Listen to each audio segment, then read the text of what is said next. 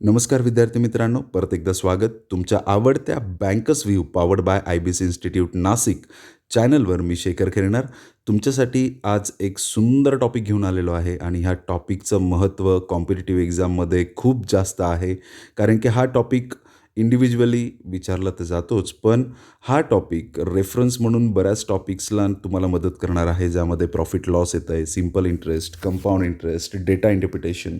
So हा topic आपल्याला खूप व्यवस्थित पद्धतीने आपल्याला बघायचं आहे आणि हा टॉपिक बघत असताना जे काही आपण कॅल्क्युलेशन्स करतो आहोत, ते सगळे calculations most of the mind calculations असणार आहे. वैदिक मॅथ्सचा आपण तिथे उपयोग करणार आहे. बेसिक कन्सेप्टवर जास्त फोकस करणार आहे.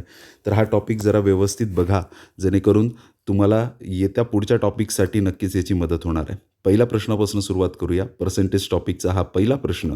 पहिला प्रश्न आहे, in an exam Rahul scored 440 marks and David scored 68% marks. Okay. If Rahul scored 20% more than that of David, then find out the maximum marks in examination. Okay.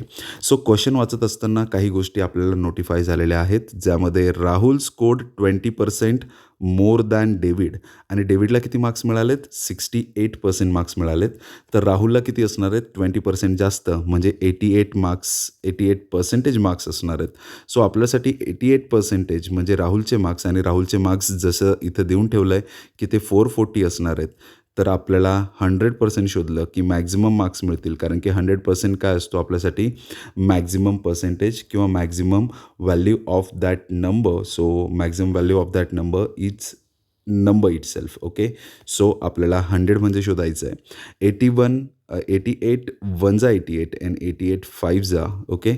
And 5 into 100 is 500. अशा पद्धतीने आपल्याला पहिल्या प्रश्नाचं उत्तर खूप सुंदर पद्धतीने मिळालेलं आहे. आणि यामध्ये आपण कमी स्टेप्स वापरतो आहे, लॉजिकली जास्त काम करतो आहे, इक्वेशन बनवत नाही आहे, रफ कॅल्क्युलेशन्सने काम करतो आहे. हीच स्ट्रॅटर्जी आपण पुढच्या सगळ्या एक्झाम्पल्समध्ये यूज करणार आहे. आणि सगळ्यांनी अशाच पद्धतीने जर हे एक्झाम्पल सोडवले तर तुम्हाला नक्कीच ते सोपे जातील. क्वेश्चन नंबर 2कडे बघूया. क्वेश्चन नंबर 2 काय सांगतो आहे? The total number of student in school B is 20% less than that of A. Okay. So आपल्याला सांगितलं गेलं आहे की ए आणि बीचं कंपॅरिझन कशा पद्धतीने आहे. सो ए आणि बीचं कंपॅरिझन सांगत असताना त्यांनी सांगितलं आहे total number of student in school B is 20% less. 20% म्हणजे काय असतं मित्रांनो? 20% म्हणजे असतं 1/5. म्हणजे 5मध्ये एक कमी आहे कोण? बी. सो बी असणारे 4 आणि ए असणारे आपल्यासाठी 5. ओके. अशा पद्धतीने आपल्याला ए आणि बीचा रेशो तो मिळाला आहे. पुढे ते सांगतायत, and the ratio of number of boys and girls in school A is 3:5. So school एमध्ये बॉईज आणि गर्ल्स. ओके. सो बॉईज आणि गर्ल्स अशा पद्धतीने रेशो सांगितला आहे, आणि बॉईज आणि गर्ल्सचा रेशो सांगितला आहे त्यांनी 3:2. Okay. If the average number of boys and girls in school B is 160. So आपल्याला बीमध्ये average number of boys and girls सांगून ठेवलं आहे 160 म्हणून. Then find out the number of boys in school A is what percent of the total number of student in school B. Total number of students in school B शोधणं फार सोपं आहे, कारण की आपल्याला बॉईज आणि गर्ल्सचा ॲव्हरेज दिला आहे, आणि स्कूल बीमध्ये बॉईज आणि गर्ल्स स्टुडंटचे दोनच प्रकार असतील. त्यामुळे मग इथे 160 × 2 केलं की 320 मिळणार आहे. म्हणजे आपल्याला स्कूल बीमध्ये किती लोक आहेत हे कळतं आहे. स्कूल बीमध्ये किती लोक असणार आहे टोटल? 320. आपल्याला स्कूल बीचा कंटेंट मिळालेला आहे. आपल्याला फक्त शोधायचं काय? Then find out the number of boys in school A. एमध्ये किती बॉईज असणार आहे? ओके. सो आपण एमध्ये किती बॉईज आहे हे आपण शोधूया. साधीशी गोष्ट आहे. इथे आपल्याला करायचं काय? आपल्याला इथे एमध्ये बघा, इथे 3 and 2 boys plus girls is equals to total student. Luckily इथे 3 आणि 2 5 होत आहेत, आणि इथे एची व्हॅल्यू पण काय दिली आहे? 5 दिली आहे. म्हणजे अशा पद्धतीने आपण जर बघितलं की आपल्याला 3ची व्हॅल्यू 3 मिळणार आहे, कारण की 3 + 2 इज 5. 5 म्हणजे 5, तर 1 म्हणजे 1 असणार आहे, आणि 3 म्हणजे 3 असणार आहे. 3ची व्हॅल्यू काय मिळेल मला? 3. म्हणजे बॉईज किती मिळत आहेत मला? 3 मिळत आहेत. आणि total number of student in school B किती? ऑलरेडी 4 आहे. म्हणजे इवन आपल्याला ही व्हॅल्यू नाही वापरली तरी चालणार आहे. आपलं उत्तर मिळतं आहे 4/3, आणि आपलं ॲन्सर द्यायचं आहे आपल्याला पर्सेंटेजमध्ये. ओके. सो मी थोडं उलटं लिहिलं आहे. इथे त्यांनी विचारलं होतं स्कूल एचे बॉईज जे आहेत ते वरती लिहावे लागतील, आणि टोटल स्टुडंट इन स्कूल बी खाली लिहावं लागणार आहे. 3/4 म्हणजे तुम्ही नक्कीच ओळखलं असेल की 3/4 म्हणजे काय असतं आपल्यासाठी 75%. जर तुम्हाला कळालं नसेल की हे 75% कसे, तर आपल्याला इंटू काय करायचं आहे 100 करायचं आहे. सो आपल्याला ॲन्सर मिळणार 4 25 जा 100 अँड 25 3 जा 75. पण ही व्हॅल्यू डायरेक्ट लक्षातच ठेवा की 3/4 म्हणजे आपल्यासाठी काय असणार आहे 75%. आणि ज्या पद्धतीने त्यांनी रिस्पेक्टिव्ह विचारलं होतं की स्कूल बी स्कूल एमध्ये बॉईज जे आहेत ते किती टक्के आहेत बीच्या. सो बी खाली लिहिणं होतं आणि एमधले बॉईज वरती लिहिणं होतं. इंटू 100 करणं. आपला ॲन्सर 3/4 म्हणजे 75%. अशा पद्धतीने ह्याही प्रश्नाचं उत्तर आपल्याला मिळालेलं आहे. क्वेश्चन नंबर 3कडे वळूया. क्वेश्चन नंबर 3 काय सांगतो आहे, in a town population is increase by 25% in first year, increase by 10% in second year, and decrease by 20% in third year. If 3 years hence the total population of a town is 4400, then find out the population of town initially. Okay, हाही खूप सोपा प्रश्न आहे. आपण logically solve करूया. इथे त्यांनी सांगितलं आहे की पहिल्या वर्षी ती इन्क्रीमेंट झाली आहे 25%ची. 25% म्हणजे काय असतं विद्यार्थ्यांनो, 25% म्हणजे आपल्यासाठी असतं 1/4. म्हणजे 4मध्ये 1ची इन्क्रीज झाली आहे. म्हणजे आता सध्या पॉप्युलेशन 5 आहे, आधी किती होती 4 होती. बेस व्हॅल्यू नेहमी खाली लिहा. Increase by 10% in second year. 10% म्हणजे आपल्यासाठी काय असतं, 10% म्हणजे असतं 1/10. इथेही तेच इन्क्रीज सांगितलं आहे म्हणजे 10मध्ये 1 वाढतो आहे. सो इथे आपली नवीन पॉप्युलेशन आहे 11 आणि प्रिव्हियसली होती 10. त्या व्यतिरिक्त त्यांनी परत सांगितलं आहे की डिक्रीज बाय 20%. 20% म्हणजे हेही लक्षात ठेवा, 20% म्हणजे असतं आपल्यासाठी 1/5. सो पहिले 5 होतं, त्यानंतर 1ने कमी झालं आहे. सो 5मधून 1 कमी होतो आहे म्हणजे 4 होतो आहे आणि खाली व्हॅल्यू आली आहे 5. अशा पद्धतीने आपल्याला हे कॅल्क्युलेशन करायचं आहे. ही जी ग्रोथ होत होती ही सक्सेसिव्ह ग्रोथ किंवा डिक्रीमेंट होत होते, म्हणून इंटू लिहिणं फार गरजेचं आहे. सो आपण 5ने डिवाईड करूया. सो जर आपण ह्या नंबरला 5ने डिवाईड केलं तर 5 1 जा 5 अँड 5 2 जा 10, त्यानंतर 2 1 जा 2 अँड 2 2 जा 4. अशा पद्धतीने आपल्याला ओव्हरऑल आउटकम मिळतं आहे 11 2 जा 22 अँड 4 5 जा 20. यावरनं हे इंडिकेट होतं की इनिशियली पॉप्युलेशन 20 होती, नंतर ती 22 झाली आहे. आणि त्यांनी सांगितलं आहे total population of a town 440. आणि ही आपल्याला नंतरची म्हणजे जे ग्रोथ झाली आहे किंवा त्यानंतर काही डिक्रीमेंट झाल्या होत्या त्यांची व्हॅल्यू दिलेली आहे. सो 22 म्हणजे आपल्यासाठी काय असणार आहे 440. Okay, 10 extra. त्यानंतर आपण एकाची व्हॅल्यू शोधू शकतो 22 1 जा 22 अँड 22 2 जा 44 अँड हे 2 झिरोज. आणि आपल्याला 200 एकाची व्हॅल्यू मिळाली आहे, तर आपल्याला 20ची व्हॅल्यू शोधायची होती म्हणजे 20ने गुणणं गरजेचं आहे. सो ॲन्सर असणार आहे आपलं 4000. अशा पद्धतीने आपल्याला क्वेश्चन नंबर 3चा ॲन्सर मिळाला आहे. हे जितकं तुम्हाला लॉजिकली करता येईल तितकं तुमच्यासाठी फायद्याचं असेल. सो प्रश्नांना नेहमी लॉजिकली सॉल्व्ह करण्याचा प्रयत्न करा, जेणेकरून कॅल्क्युलेशन आणि रिटन वर्क या दोन्ही गोष्टी वाचतील. क्वेश्चन नंबर 4कडे जाऊया. Question number 4, out of the total number of employees in company 60% employees are working in day shift and remaining employees are working in night shift. Okay, so आपल्याला इथे day shift आणि night shift म्हणजे मी यांना indicate करतो D आणि एनने. So day शिफ्टमध्ये 60% काम करतात लोक. सो आपल्याकडे 40% काम नाईट शिफ्टमध्ये करणारे लोक असतील. यांना आपण सिम्प्लिफाय करूया, यांचा रेशो शोधूया. सो 2 3 जा 6 अँड 2 2 जा 4. सो अशा पद्धतीने आपल्याला रेशो मिळाला 3:2. डे शिफ्टमध्ये 3 आणि नाईट शिफ्टमध्ये 2 ह्या रेशोमध्ये लोक कामं करत आहेत. पुढे त्यांनी सांगितलं आहे if the daily wages of each employee working in day shift and night shift is 200 and 300. So day शिफ्टमध्ये काम करणारे जे लोक आहेत त्यांचा डेली वेज 200 सांगितलं आहे आणि नाईट शिफ्टमध्ये जे काम करतात त्यांचा डेली वेज 300 सांगितलं आहे. So number of employee into त्यांना मिळणारा payment, number of employee into त्यांना मिळणारं पेमेंट, अशा पद्धतीने आपल्याला इथे काय मिळतं आहे 600 आणि इथेही काय मिळतं आहे 600. सो अशा पद्धतीने आपल्याला हे कळालं की डे आणि नाईट शिफ्टमध्ये जे पैसे वाटले जातात ते सारखे आहेत. म्हणजे डे शिफ्टमध्ये जरी जास्त लोक असले तरी त्यांना पेमेंट कमी आहे आणि नाईट शिफ्टमध्ये जरी माणसं कमी असले तरी त्यांना पेमेंट जास्त आहे. पण एकंदरीत बघता इथे जो आपल्याला टोटल एक्सपेन्स मिळतो आहे डे आणि नाईट शिफ्टवरचा तो किती मिळतो आहे, सेम मिळतो आहे 600 अँड 600. प्रश्न काय, then find out the daily wages of each employee in the company. Each employee म्हणजे आपल्याला एकत्रित सांगायचं आहे. सो एकत्रित त्यांच्यावर होणारा खर्च किती आहे 1200. जर त्यांच्यावर एकत्रित 1200 खर्च होतो, 600 आणि 612, आणि जर टोटल नंबर ऑफ एम्प्लॉईज यांना 3 आणि 2 म्हणजे 5 कन्सिडर केलं तर 5ने डिवाईड करायचं आहे. सो 5ने डिवाईड केल्यानंतर बघूया आपण की आन्सर काय मिळतं आहे. सो 5ने डिवाईड करत असताना 5 1 जा 5, देन 5 2 जा 10, 5 4 जा 20 अँड 0. अशा पद्धतीने आपल्याला आन्सर मिळतं आहे 240. अशा पद्धतीने आपल्याला तिथे कंपनीत काम करणाऱ्या ईच एम्प्लॉईचा ऑन ॲन ॲव्हरेज आपल्याला काय देता येणार आहे, जो इन्कम आहे किंवा त्यांचे जे वेजेस आहेत ते आपल्याला इथे कळणार आहेत. ह्याच कन्सेप्टला वेटेड ॲव्हरेज पण म्हटलं जातं. ह्यावेळी आपण वेटेड ॲव्हरेजची कन्सेप्ट आपण इथे यूज केलेली आहे. ही पण एकदा व्यवस्थित नक्की सगळ्यांनी बघायची आहे. क्वेश्चन नंबर 5कडे जाऊया. Question number 5. Priya spend 25% of her monthly salary on food. प्रियाने काय केलं आहे, तिच्या सॅलरीतला 25% फूडवर खर्च करत आहे. 50% of the remaining salary on rent and remaining in savings. Okay, सेविंगबद्दल सांगितलं आहे आणि सेविंग म्हणजे उरलेला सगळा भाग. मग आता इथे काय करते ती, सगळ्यात पहिले 25%. 25%ची व्हॅल्यू तुम्हाला माहिती आहे मित्रांनो, 1/4 असते. म्हणजे 4पैकी 1 ती खर्च करते ना. स्पेंड म्हटलं आहे म्हणजे खर्च करते. मग उरले किती तिच्याकडे, 4पैकी 3 उरले असतील. कितीपैकी, 4पैकी, म्हणून 4 खाली लिहायचा.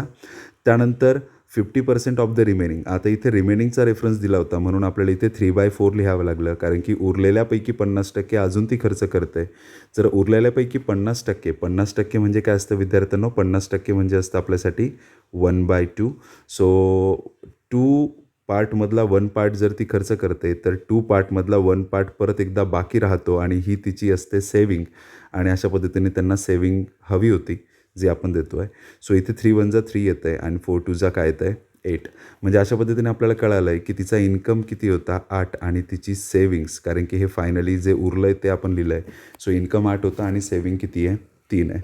बरं, पुढे प्रश्न काय, if the difference between the monthly salary spent on food and saving is rupees 1800. Okay, so त्यांनी सांगितलं आहे की प्रिया तिच्या फूडवर जेवढा खर्च करते, फूडवर खर्च करत होती ती 1/4 आणि डिफरन्स सांगतायत. डिफरन्स कोणाचा सांगतायत, जो त्यांचा उरलेला पैसा आहे म्हणजे सेविंग्स आहे. सो सेविंग होती 3/8.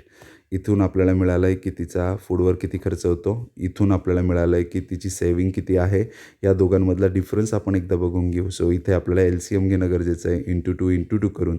सो आन्सर मिळते आपल्याला 1/8. ओके, इथे मायनस साईन कन्सिडर नाही केलं तरी चालणार आहे, कारण की मी ते लिहिताना जरा रिव्हर्स प्रोसिजर वाईज किंवा रिव्हर्स पोझिशनमध्ये लिहिलं आहे. त्यामुळे जे उत्तर मिळतं आहे ते मायनसमध्ये मिळणार आहे, पण ते कन्सिडर करायची गरज नाही आहे. आपल्याला इथे कळालं आहे की 8पैकी 1 बद्दल ते बोलत आहे आणि 1 म्हणजे आपल्याला सांगून ठेवलं आहे 1800. तर आपल्याला 8 म्हणजे शोधायचं आहे आणि 8 म्हणजे शोधायचं असेल तर 8ने तिकडे मल्टिप्लाय करायचं असतं. सो 0 0, 8 8 जा 64, 6 4 कॅरी अँड 8 1 जा 8 + 6 = 14. So your answer is option B. Okay, अशा पद्धतीने हाही प्रश्न खूप सोप्या पद्धतीने आपण सोडवला आहे आणि अशाच मेथड तुम्हाला वापरायच्या असतील, शिकायच्या असतील तर नक्कीच IBC इन्स्टिट्यूटला व्हिजिट करायला विसरू नका, कारण की IBC इन्स्टिट्यूट नेहमीच तुमची मदत करतं अशा सगळ्या गोष्टींसाठी. क्वेश्चन 6 वाचूया आपण. क्वेश्चन 6 थोडा इकडे आहे आणि थोडा पुढच्या पेजवर असणार आहे. आपण ॲट अ टाईम वाचून घेऊ आणि त्याला इथेच सॉल्व्ह करू. The total population of a city is 2880 and the ratio of the number of female in the city is 20% less than male. आपल्याला हे कळालं आहे की फिमेल 20% कमी असणार आहे मेलपेक्षा. सो 20% म्हणजे आपल्यासाठी काय असतं 1/5 असतं.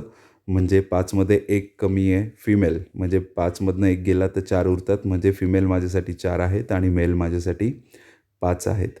The number of illiterate males in the city is 400. हे लक्षात ठेवावं लागणार आहे, कारण की आपण सोल्युशन तिकडे लिहितो आहे. सो आपल्याला इथे इलिटरेट जे मेल आहेत त्या मेलचं काय सांगितलं आहे, काउंटिंग सांगितली आहे की ती इलिटरेट 400 लोकं आहेत. तर आपल्याला सांगायचं आहे then find out the number of literate male in the city. तर लिटरेट लोकं किती आहेत हे आपल्याला सांगायचं आहे. सो इथे आपल्याला बघा कशा पद्धतीने उत्तर मिळणार आहे. सगळ्यात पहिले तर total population of a city is काय सांगून ठेवलं आहे 2880 and the ratio of number of female in the city is 20% less. 20% लेस सांगितलं आहे. म्हणजे आपण जसं मी मगाशी मेन्शन केलं की फिमेल आणि मेल असं जर लिहायचं असेल तर मेल 5 असणार आहे आणि इथे फिमेल 4 असणार आहे. आता जे मेल आहेत त्यापैकी त्यांनी सांगितलं आहे की the number of illiterate male. Okay. So illiterate मेलची संख्या त्यांनी सांगितली होती ती परत एकदा आपण इकडे बघूया 400 आहे मे बी. सो ते 400 सांगितलेले आहे की हे 400 असतील. तर लिटरेट मेल किती असतील? हे इलिटरेट होतं आणि इथे लिटरेटबद्दल सांगायचं आहे. तर आपल्याला हे नक्कीच माहीत आहे की सिटीमध्ये मेल आणि फिमेल हे दोनच तिथे आपण पार्टिसिपंट कन्सिडर करतो आहे. So 5 and 4 is 9. सो आपण काय करूया 2880ला 9ने डिवाइड करूया. 9 3 जा 27, 9 2 जा 18 and 0. 1 म्हणजे 320 मिळतं आहे. 1 म्हणजे जर 320 मिळतं आहे तर मी काय करणार आहे इंटू 5 करणार आहे. इंटू 5 केल्याने मला इथे टोटल मेल किती आहे ते कळणार आहेत. सो 0, 5 2 जा 10, 5 3 जा 15 and 1 is 16. सो मेल माझ्याकडे किती आहेत 1600 मेल आहेत. त्यापैकी इलिटरेट किती आहेत 400. म्हणजे जर मी याच्यातनं 400 मायनस केलं टोटल मेलमधनं इलिटरेट मेल मायनस केले तर लिटरेट मेल मिळतील आणि ते मिळणार आहेत मला 1200. अशा पद्धतीने ह्या प्रश्नाचं उत्तर असणार आहे 1200. होपफुली तुम्हाला कळालं असेल. अर्धा प्रश्न तिकडे असल्यामुळे ऑप्शनही तिकडेच आहे. सो ऑप्शन आपला होता 1200. अशा पद्धतीने option C is the correct answer. Question number 7कडे वळूया. क्वेश्चन नंबर 7 बघा. If the price of rice is reduced by 20%, okay, and the consumer increase his consumption by 8 kg so that the total expenditure remains the same, then find out the initial consumption of the rice. Okay. So ह्या प्रश्नाचं proper explanation मी मुळातच क्लासरूममध्ये दिलेलं आहे. ही concept थोडी वेगळी असल्यामुळे फक्त ज्यांनी ही कन्सेप्ट माझ्याकडनं ऐकली आहे त्यांनी ही पद्धत वापरावी. बाकीच्यांसाठी वेगवेगळ्या पद्धती आहेत ज्या ह्या आधीच्या प्रिव्हियस मी लेक्चर्समध्ये मेन्शन केलेल्या आहेत. सध्या तरी मी ती मेथड वापरतो आहे जी सगळ्यात सोपी आहे. Reduction of 20%. 20% म्हणजे काय असतं मित्रांनो 1/5 असतं. सो 20% हे रिडक्शन सांगितलं आहे. सो रिडक्शन म्हणजे 1/5 आहे आणि रिडक्शन म्हणजे मित्रांनो तुम्हाला माहिती आहे ना x divide by x plus y असतं. So x divide by y काय असणार आहे 1 डिवाइड बाय 6 असणार आहे. ओके. सो याचा अर्थ असा आहे की जर तुम्ही प्राईस कमी करताय तर इथे तुमची काय होणार आहे क्वांटिटी वाढणार आहे आणि त्यांनी कन्झम्पशन कितीने वाढवलं होतं 8ने वाढवलं होतं. जर त्याचं कन्झम्पशन 8ने वाढलं आहे 8 kgने तर 1 म्हणजे पण माझा इन्क्रीज इन कन्झम्पशन होता. क्वांटिटी कितीने वाढवली आहे आधी 6 वापरायचा आता 1 जास्त वापरतो आहे. 1 म्हणजे 8 असणार आहे तर आधी किती वापरतो हे काढण्यासाठी 8 × 6 करावं लागणार आहे. 8 6 जा किती येतात 48 येतात. अशा पद्धतीने आपल्याला हे तर मिळतं आहे पण त्यांनी काय विचारलं आहे आपल्याला एकदा चेक करूया आपण. सो बरोबर आपल्याला 8 6 जा 48 येतं आहे पण ऑप्शनमध्ये नाही दिसत ना. इथे त्यांनी म्हटलं आहे total expenditure remains same. Okay. तर इथे एक थोडा सस्पेन्स पार्ट होता जो माझ्या लक्षात आला नाही वाचताना. पण परत एकदा आपण या एक्झाम्पलला डील करूया. यांनी सांगितलं आहे प्राईज रिड्यूस बाय 20%. सो परत एकदा तीच कन्सेप्ट आहे की रिड्यूस बाय 20% म्हणजे 1/5 म्हणजे आधी ते 5 यूज करायचे आता 1 कमी करतायत म्हणजे आता किती यूज करतायत 4 यूज करतायत. सो 5 पैकी 4 यूज करतायत. त्यांनी सांगितलं काय सांगितलं आहे त्यांनी की आपल्याला काय करायचं आहे एक्सपेंडिचर सेम ठेवायचं आहे. ओके. क्वेश्चनमधल्या ह्या गोष्टीकडे आधी माझं लक्ष नव्हतं. सो आता आपण ते प्रॉपर वेने करणार आहोत.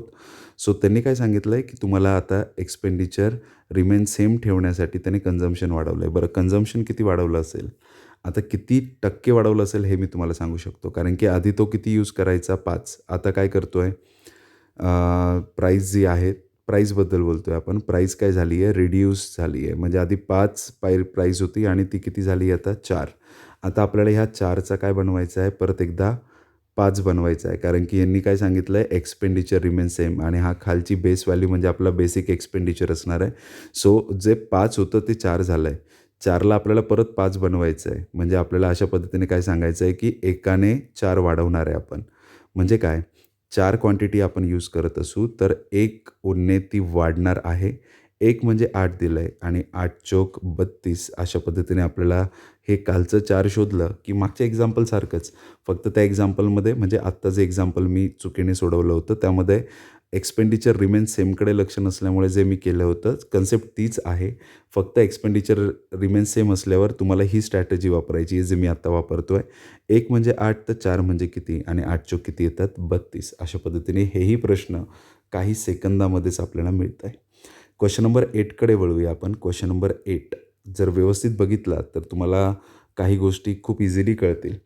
आपल्याला काही गोष्टी ज्या डिसिप्लिन मी क्लासेसमध्ये शिकवतो, म्हणजे ज्यावेळेस ऑफलाईन लेक्चर असतात त्यावेळेस विद्यार्थ्यांना बऱ्याच गोष्टी मी एक्सप्लेन करत असतो. त्यापैकी एक गोष्ट ही आहे की मोर दॅन, लेस दॅन हे वर्ड्स इंडिकेट कशासाठी करतात? हे इंडिकेट्स करतात डिफरन्सला. त्यामुळे ह्या वर्ड्सऐवजी आपण मॅथमॅटिकली डिफरन्स हा तिथे कन्सेप्ट यूज करायची आहे. इथे ते म्हणतायत 50% ऑफ वाय. वायचा 50% म्हणजे काय? कुठल्याही नंबरचा 50% म्हणजे डिवाइड बाय 2 करणं. सो वायचा 50% इज 11 मोर. आता हा मोर सांगतायत. मग मी मध्ये काय लिहिणार आहे? मायनस. कारण की हा मोर आहे तर याच्यापेक्षा छोटा कोणीतरी असणार आहे आणि तो छोटा कोण आहे? 30% ऑफ एक्स. एक्सचा किती पर्सेंट? 30%. सो किती येणार आहे ते? 3 डिवाइड बाय 10. ठीक आहे. पर्सेंटचा 0, शून्य खाली जे 100 आहेत त्याचा 1 0 आणि 30चा 1 0 कॅन्सल केला आहे. अशा पद्धतीने आपल्याला या दोघांमधला डिफरन्स किती सांगतायत ते? 11 सांगतायत. ओके. यापासून आपल्याला एक इझिली इक्वेशन मिळणार आहे. बस आपल्याला इथे 10 आहे तर इथे 10 घेऊन यायचं आहे. So into 5 into 5. सो इथे येणार आहे आपल्यासाठी 5y मायनस 3x आणि इथे हा जो डिनॉमिनेटरचा 10 आहे तो तिकडे जाताना मल्टिप्लाय होणार आहे. 1 इंटू 10 इज 1. अशा पद्धतीने आपल्याला एक इक्वेशन मिळतं आणि पुढचं इक्वेशन मिळवण्यासाठी आपल्याला पुढच्या इक्वेशनसोबत डील करायचं आहे. The sum of 20% of x. 20% of x म्हणजे एक्सचा 20% शोधण्यासाठी त्याला डिवाइड बाय काय करायचं आहे? आपल्याला 5 करायचं आहे. आणि 25% ऑफ वाय. सम सांगितली आहे. वायचा 25% म्हणजे डिवाइड बाय 4 असतो. आणि यांची सम किती सांगितली आहे? 16 सांगितली आहे. सो इथे आपण क्रॉस मल्टिप्लाय केलं तरी चालणार आहे. इथे आपला 4 इंटू एक्स इज 4x आणि इथे येतं आहे 5y इज इक्वल्स टू 5 4 जा 20. 20 इंटू 16 इज इक्वल्स टू 320. अशा पद्धतीने आपल्याला एक्स अँड वाय हेही कळालेलं आहे. बस एक छोटीशी मिस्टेक जी तुमच्या आधी लक्षात आली असेल की इथे 1 लिहिलं आहे मी. इथे 11 लिहायला पाहिजे होतं म्हणजे इथे 110 येईल. त्यानंतर आपण पुढे नॉर्मली तसंच करतो आहे. आपल्याला इथे इक्वेशन 1 आणि इक्वेशन 2 अशा दोन्ही गोष्टी मिळालेल्या आहेत. सो हे इक्वेशन नंबर 1 आहे, इक्वेशन नंबर 2 आहे. या दोघांची आपण काय करणार आहे? सबट्रॅक्शन. जेणेकरून 5y कॅन्सल होईल. दोघांची सबट्रॅक्शन केली, 5y कॅन्सल झाला. हा पॉझिटिव्ह असेल, हा निगेटिव्ह असेल. आपल्याकडे उरतं आहे -3x आणि इथे -4x. सो इथे मिळालं आहे आपल्याला -3 आणि -4x म्हणजे -7x. Okay. So -7x is equals to काय मिळतं इकडे? या दोघांची पण मायनस होणार आहे. सो या दोघांची मायनस होतं आहे. मायनसमध्ये येणार आहे कारण की खालच्याचं चिन्ह मोठं आहे.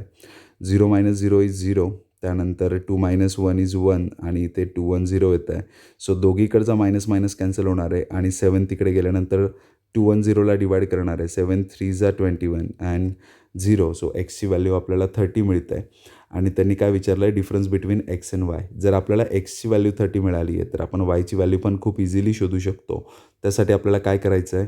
जी काही एक्सची व्हॅल्यू मिळालेली आहे, सो एक्सची व्हॅल्यू किती मिळाली मला आता सध्या 30. ही एक्सची व्हॅल्यू कुठल्या तरी एका इक्वेशनमध्ये पुट करायची आहे. जर मी एक्सची व्हॅल्यू इथे पुट केली 30 तर 30 इंटू 4 इज 120. 120 तिकडे मायनस होणार आहे. 120 मायनस झाल्यावर तिकडे 200 उरणार आहे. So 5y is equals to 200 उरेल. सो 5 4 जा 20 अँड 0. तर वायची किंमत काय मिळणार आहे? 40.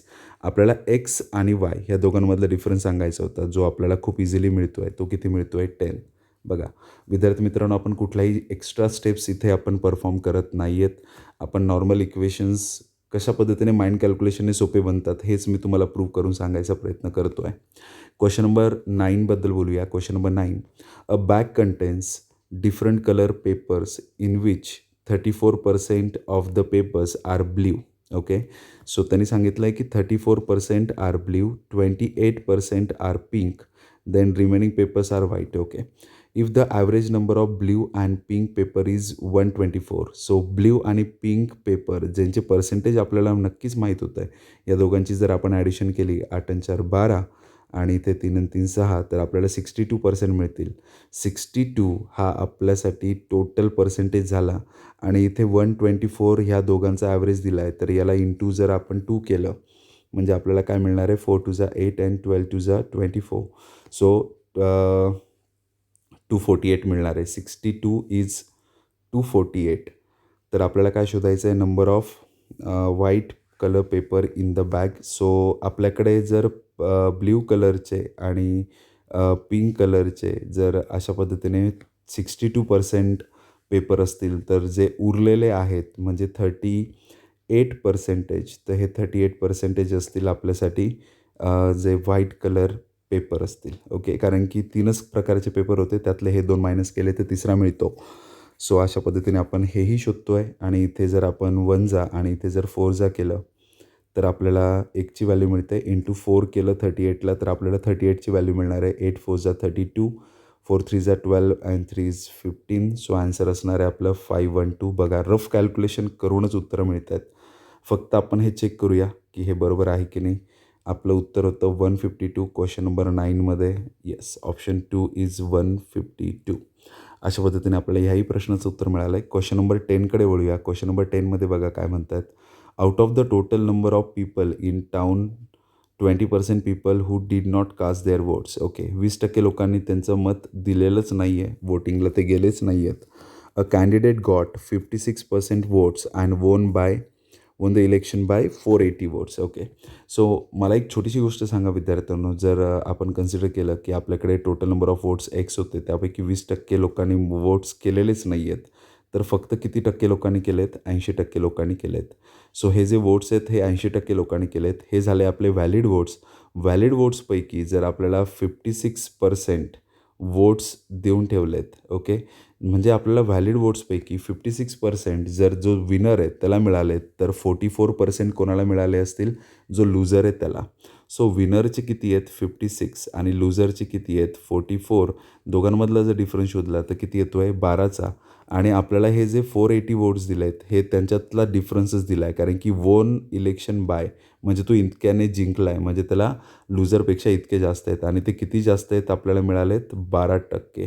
सो याचे 12% म्हणजे आपल्याला काय देऊन ठेवलं आहे? 480. ह्याच इक्वेशनला सोडवलं की आपल्याला डायरेक्टली उत्तर मिळणार आहे. सो 12 1 जा 12, 4 जा 48 अँड 0. सो 41 जा अँड 42 जा अँड 2ने डिवाईड केलं तर 250 जा आणि इथे खाली 2 शून्य आहे. So answer is 5000. एक्सची व्हॅल्यू मिळते 5000. अशा पद्धतीने हेही एक्झाम्पल रफ कॅल्क्युलेशन फॉर्ममध्ये आपण सॉल्व्ह केलेलं आहे. नेक्स्ट क्वेश्चनकडे वळूया. Question number 11. Question number 11. A spent 20% of his salary on food. Out of the remaining salary, he spent 60% on rent and entertainment and he invests the remaining salary in stock market. असंच आपण example solve केलेलं आहे already. 20% म्हणजे आपल्यासाठी 1/5 असतो. हे कधीही विसरू नका. तो हा इतका खर्च करतो आहे आणि उरलेल्यापैकी out of the remaining salary उरलेल्यापैकी विचारत आहेत, म्हणून आपल्याला 4/5 लिहायचं आहे. कारण की 5पैकी 1 खर्च झाला आहे. तर उरले किती आहेत? 4 उरले आहेत. सो 4/5 आणि पुढे सांगतायत की हा उरलेला जो खर्च आहे यापैकी पण 60% तो रेंटला देतो आहे, म्हणजे फक्त 40% उरतात. सो 40% म्हणजे असतो आपल्यासाठी 2/5. सो अशा पद्धतीने 2/5 हे उरलेलं होतं and he invest remaining salary. तर रिमेनिंग सॅलरी आपल्याला आता कळणार आहे कारण की आपण रिमेनिंगचाच हिशोब केलेला आहे. सो 5 5 जा 25 अँड 4 2 जा 8. 25पैकी 8 सॅलरी काय उरते त्याची, बरोबर ना? काय होतं आहे? उरतं आहे. If the sum of the amount invested in stock market. Stock मार्केटवर किती इन्व्हेस्ट करतोय तो? हे इथे दिलं आहे कारण की रिमेनिंग सॅलरी तो स्टॉक मार्केटवरच इन्व्हेस्ट करतो. सो 8/25 बद्दल बोलत आहे. 8/25 अँड सम सांगितली आहे. कोणासोबत सम करायची? अमाऊंट स्पेंट ऑन फूडवर किती स्पेंड करतोय तो? 1/5. 20% म्हणजे 1/5 इतकी स्पेंड करतो आहे. यांची टोटल देऊन ठेवली आहे 2600. ओके. सो आपण काय करूया, इथे डिनॉमिनेटर सारखा करू. इंटू 5 केलं तर 8 आणि 5 किती होतात? 13 आणि डिनॉमिनेटर सारखा होता 25. म्हणजे 25पैकी 13बद्दल ते बोलत आहेत की 13 म्हणजे किती असेल? 2600.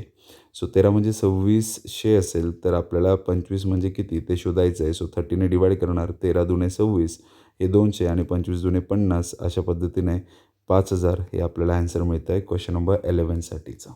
ओके. अशा पद्धतीने हे एक्झाम्पल जर तुम्ही सॉल्व्ह करत जाल तर अराउंड 30% काय होतं आहे की मी इथे काय करतो आहे, इथे खूप काही एक्सप्लेनेशन देतो आहे. म्हणजे बोलताना मी तुम्हाला सगळं काही सांगतो आहे, पण ज्यावेळेस तुम्ही ते इंडिव्हिज्युअल एक्झाम्पल कराल त्यावेळी मला वाटत नाही की तुम्हाला जास्त त्रास होईल. क्वेश्चन नंबर 12कडे वळूया. क्वेश्चन नंबर 12 बघा काय सांगतात. Out of the certain number of student in a class 20% of the student like only maths. Okay. फक्त मॅथ्स आवडतं ह्या लोकांना. ओके. बाकी कुठलाही विषय आवडत नाही. 30% स्टुडंट लाईक्स ओनली सायन्स. 30% मुलांना फक्त सायन्स आवडतं आणि 15% of the student who do not like both the subjects and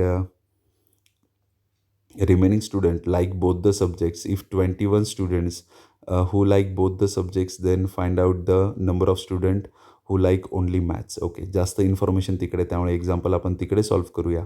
इथे फक्त काय लक्षात ठेवण्यासारखं आहे की 21 लोकांना बोथ सब्जेक्ट आवडतात आणि आपल्याला मॅथ्सचं शोधायचं आहे. सो क्वेश्चन आपण इथे सॉल्व्ह करतो आहे. ठीक आहे, 21% लोकांना नाही, 21 लोकांना तिथे बोथ सब्जेक्ट्स आवडतात. ओके, सो इथे आपण काय करूया की 15% लोकांना कुठलाही सब्जेक्ट आवडत नाही, बरोबर ना. म्हणजे जर आपण 100तनं 15 मायनस केले तर 85 मिळतात. म्हणजे 85 लोकांना कुठला ना कुठला सब्जेक्ट आवडतोच. त्यापैकी आपण मायनस करणारे फक्त मॅथ्स आवडणारे लोक जे 20% आहेत आणि फक्त सायन्स आवडणारे लोक जे 30% आहेत. म्हणजे जर आपण ह्या 85मधनं मायनस काय करतो आहे 35, 50 मायनस करतो आहे. ओके, आउटकम 35 येणार आहे. तर इथे काय येतं आहे, रिमेनिंग किती उरतं आहे 35. हे असे लोक आहेत. हे काय लोक होते तुम्हाला माहीत आहेत ना, हे याच्याबद्दल मी सांगितलं आहे ऑलरेडी की हे कोणते लोक होते ज्यांना मग कुठला ना कुठला सब्जेक्ट आवडतो. कुठला ना कुठला सब्जेक्टमध्ये कोण कोण येतं, ज्यामध्ये मॅथ्स पण येतो, सायन्स येतो आणि मॅथ्स प्लस सायन्स हे दोघे विषय येतात. त्यापैकी आपण मॅथ्स प्लस सायन्स हे विषय कमी करतो आहे. सो मॅथ्स अँड सायन्स कमी झालं की मॅथ्स प्लस सायन्स म्हणजे दोघेही विषय आवडणारे लोक मिळतील आणि 21 हे त्याचा नंबर देऊन ठेवलेला होता. सो आपल्यासाठी हे 35 म्हणजे 21 असेल. तर फक्त मॅथ्स आवडणारे लोक 20 होते. तर मला 20बद्दल सांगायचं आहे. सो 5 7 जा 35, 5 4 जा 20 अँड 7 3 जा 21 अँड 3 4 जा 12. अशा पद्धतीने फक्त मॅथ्स आवडणारे लोक 12 असतील. ऑप्शन तिकडे असल्यामुळे परत एकदा आपण इकडे डिपेंड आहोत. So yes, option C is the correct answer ह्या प्रश्नासाठी. नेक्स्ट क्वेश्चनकडे वळूया. क्वेश्चन नंबर 13बद्दल काय बोलत आहेत एकदा बघू. Question number 13, shop A sold 3 color shirts, out of which 35% shirts sold are blue color, 25% sold are red colors, and remaining shirts are of black color.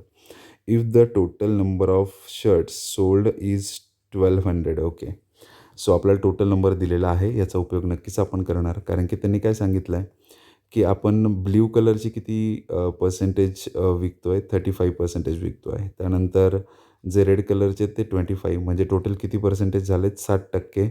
आणि उरलेले 60% काय असणार आहेत आपल्यासाठी, उरलेले 60% असणार आहेत ब्लॅक कलरचे शर्ट्स. ओके, तर हे जे झाले ते हे 60% झालेत आणि उरलेले आपल्यासाठी 60 नाही होत, उरलेले आपल्यासाठी 40 होतात, कारण की यांची टोटल किती होतं आहे 60.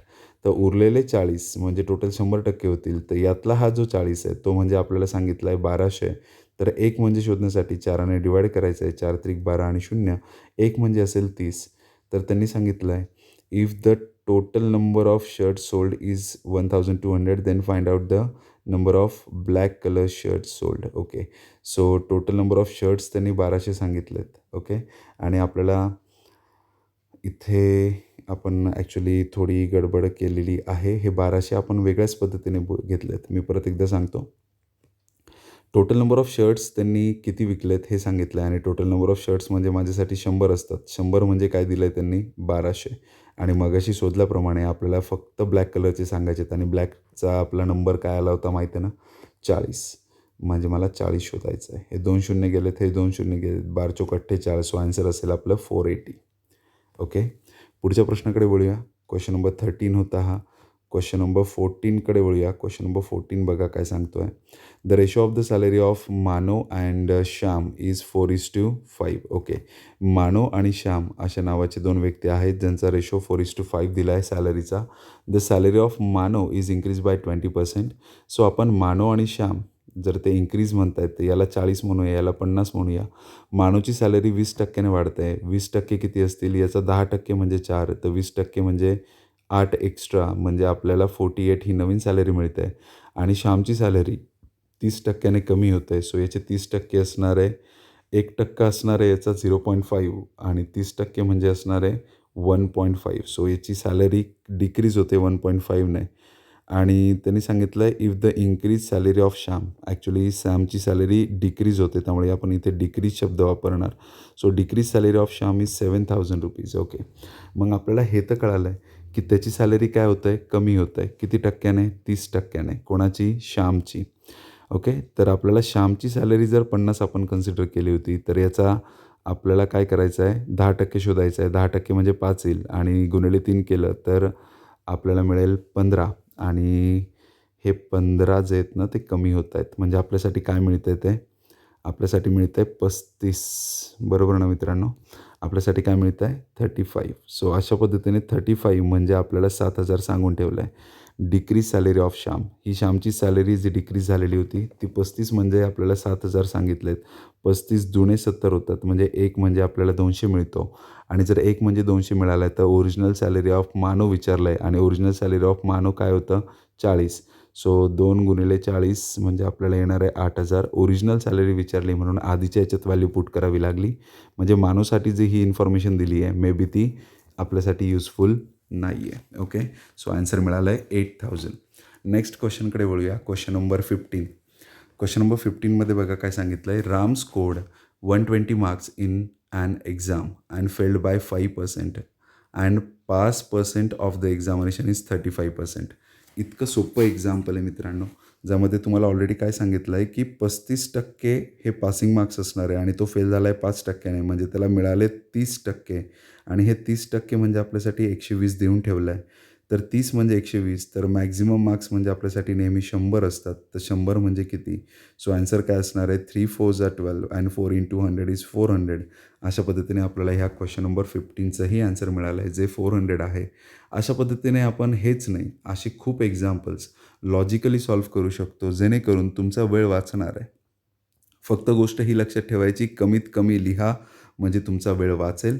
आणि हे कमी लिहिण्यासाठी तुम्हाला लॉजिकचा वापर खूप करावा लागणार आहे. IBC इन्स्टिट्यूट गेल्या 12 वर्षापासून नाशिकमध्ये अविरत काम करत आहे. इथल्या फॅकल्टीज फार एक्सपिरियन्स्ड आहेत. यांना टेक्निक्स कोणत्या वापरायच्या, कशा पद्धतीने त्या रिप्रेझेंट करायच्या, विद्यार्थ्यांपर्यंत कशा पोहोचतील हे सगळं माहीत आहे. सो तुम्ही IBC इन्स्टिट्यूटची मदत घ्यायला काहीच हरकत नाही. कारण की प्रश्न आपल्या नोकरीचा आहे. त्यामुळे मग आपण एक तर थोड्याशा पैशांकडे किंवा थोड्याशा वेळाकडे जर आपण बघत असू, तर आपण आयुष्यभरासाठी जे काही कमावणार आहोत, त्याला कॉम्प्रोमाइज करत आहोत. सो ह्या गोष्टींचा विचार न करता तुम्ही एक क्वालिटी टीचिंगकडे जर फोकस केलं, तर तुमचे रिझल्ट्स लवकर लागतील आणि तुमचे रिझल्ट्स लवकर लागावेत म्हणून IBC इन्स्टिट्यूट नक्की तुमच्या पाठीशी उभे राहील. सो अशा पद्धतीने व्हिडिओ सेशन्स बघा किंवा ऑफलाईन क्लासेसमध्ये ह्यापेक्षा जास्त धमाल आम्ही करतो, वेगवेगळ्या गोष्टी शिकतो. ह्या जर बघायच्या असतील तर नक्कीच अशोक स्तंभ, नाशिक रोड अशा दोघी ठिकाणी आपल्या ब्रांचेस आहेत.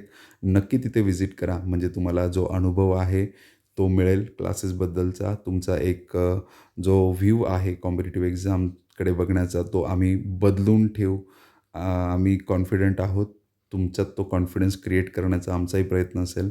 टिल देन अभी के लिए तो बस इतना ही.